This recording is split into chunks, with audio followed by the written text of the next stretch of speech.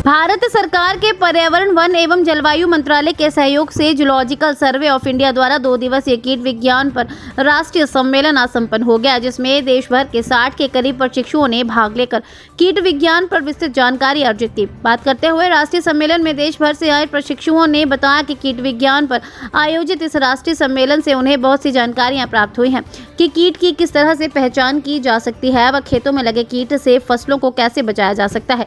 उन्होंने कहा कि इस राष्ट्रीय सम्मेलन में देश भर की कीट की जानकारियां प्राप्त हुई हैं। उन्होंने वहीं जूलॉजिकल सर्वे ऑफ इंडिया के सोलन कार्यालय की मुख्य डॉक्टर अवतार कौर सिंधु ने बताया कि इस 2 दिवसीय कार्यशाला का मुख्य उद्देश्य संबंधित विषय में पीएचडी कर रहे शोधार्थियों को कीट की जानकारी एक ही मंच पर देना रहा।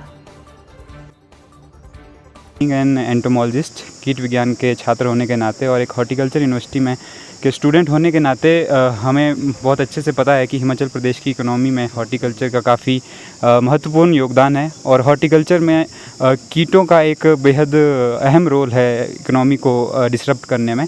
तो इस कॉन्फ्रेंस में हमने देश भर के विभिन्न आए छात्रों से, काफ़ी रिनाउंड साइंटिस्ट से इंटरेक्शन की और उन्हें अपने कार्य के बारे में भी बताया और उनसे उनके कार्य के बारे में भी सीखा है, जो कहीं ना कहीं भविष्य में मेरे करियर के लिए और हम सब के लिए एक करियर में एक अहम भूमिका निभाएगा। अब हमें अपने हिमाचल प्रदेश के में आ रहे कीट और उनके मित्र कीट के बारे में तो पता है, क्योंकि हम उन पे रिसर्च और नॉलेज गेन करते ही हैं। पर आज हमारे पूरे हिंदुस्तान के हर जगह की डाइवर्सिटी, मॉर्फोलॉजी और उन सब की कीट के बारे में हमको बहुत सारी जानकारी हुई है, जो हमारे आने वाले समय में हमें बताएगा कि सिर्फ यहाँ का जानना ज़रूरी नहीं है, हमें पूरे देश की जानकारी होना बहुत ज़रूरी है। और इसलिए हम इस ZSI को बहुत ज़्यादा धन्यवाद करते हैं और अपनी यूनिवर्सिटी का भी धन्यवाद करते हैं कि उन्होंने हमको यहाँ पे आने की अपॉर्चुनिटी दी और हम बहुत ज़्यादा सीख के जा रहे हैं यहाँ से। तो जूलॉजिकल सर्वे ऑफ इंडिया और एंटोमोलॉजिकल सोसाइटी ने किया था। तो यहाँ पे हमारे जो चीफ गेस्ट थे, हमारे जो डायरेक्टर मैडम हैं, वो डॉक्टर दीप्ति बनर्जी वो थे।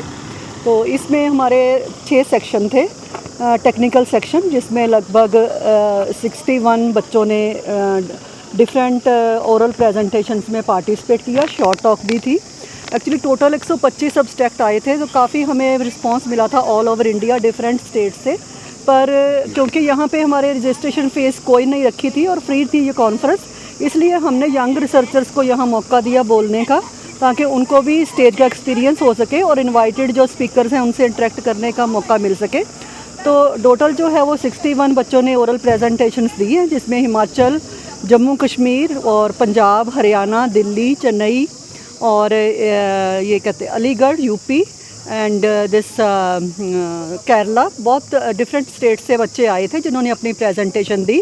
और इसमें एक हमने स्पेशली हिंदी का सेक्शन भी रखा था, ताकि हमारी जो मातृभाषा है उसको भी हम प्रमोट कर सकें। और इन सेशंस में हमने जजेस ने मतलब इनको एवेलुएट किया। तो 3 जो प्राइजेज़ हैं हमारे ओरल प्रेजेंटेशन के थे और 3 शॉर्ट टॉक के थे और 1 हिंदी सेक्शन का अलग से हमने प्राइजेज़ रखे थे।